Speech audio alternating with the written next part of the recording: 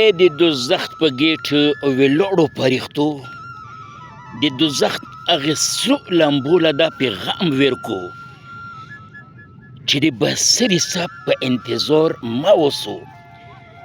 ډېر غفور رحیم ده هغه ذات د چا چې ګنهګار زین خان بصری ده.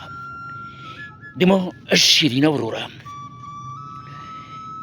کوم انسان له چې د رښتیا وویلو بیماري ولګي که نه نو هغه انسان بیا د خپله ځان نه ورک شي.